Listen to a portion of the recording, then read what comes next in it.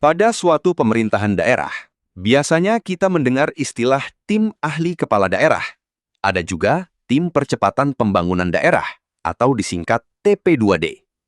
Biasanya tim ini dibentuk bertujuan untuk mendukung kinerja kepala daerah atau supporting system dalam mengawal visi misi dan program-program prioritas. Mengingat sumber pendanaan tim ini menggunakan anggaran daerah atau APBD yang menurut kita adalah uang rakyat, maka sudah seharusnya tim bekerja membantu dan mendukung langkah-langkah kinerja kepala daerah demi kepentingan seluruh rakyat atau masyarakat daerah itu sendiri.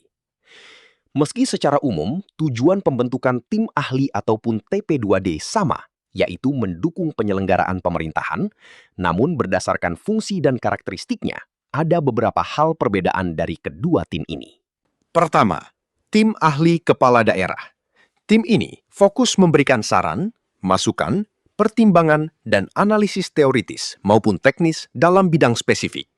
Dengan karakteristik, fokus pada keahlian substantif, kepakaran di bidang tertentu untuk merumuskan kebijakan, misalnya bidang hukum, ekonomi, infrastruktur. Secara fungsi, mereka mendukung pengambilan keputusan kepala daerah dalam hal analisis, penelitian, perencanaan, dan evaluasi kebijakan.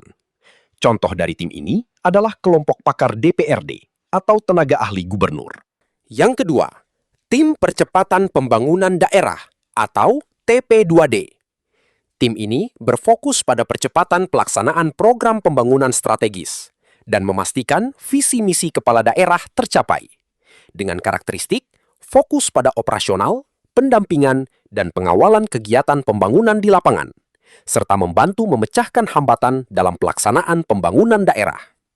Secara fungsi, tim ini mengatasi sumbatan atau bottleneck dalam pelaksanaan program, koordinasi antar instansi, dan evaluasi kinerja pelaksanaan pembangunan daerah. Nama yang kita tahu dari unsur ini adalah Tim Percepatan Pembangunan Daerah Kabupaten atau TP2D, atau Tim Gubernur untuk Percepatan Pembangunan, TGUPP. Pada dasarnya, dua tim dengan nama yang berbeda ini secara garis besar mempunyai fungsi mendukung visi misi kepala daerah, memberi masukan dan saran kepada kepala daerah dalam penetapan kebijakan, serta memastikan program prioritas untuk kepentingan masyarakat mampu berjalan dengan benar.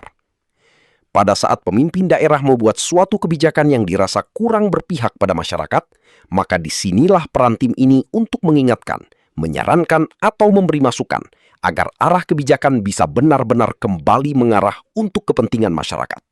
Kesimpulannya, mengingat peran dari tim ini yang dirasa sangat penting dan juga menggunakan anggaran APBD, maka sudah seharusnya anggota yang menjadi bagian dari tim ini wajib mempunyai hard skill, teknis, dan soft skill interpersonal, yaitu kemampuan secara spesifik dan kemampuan sosial yang mengatur cara berinteraksi, seperti komunikasi, kerjasama tim, kepemimpinan, dan manajemen waktu.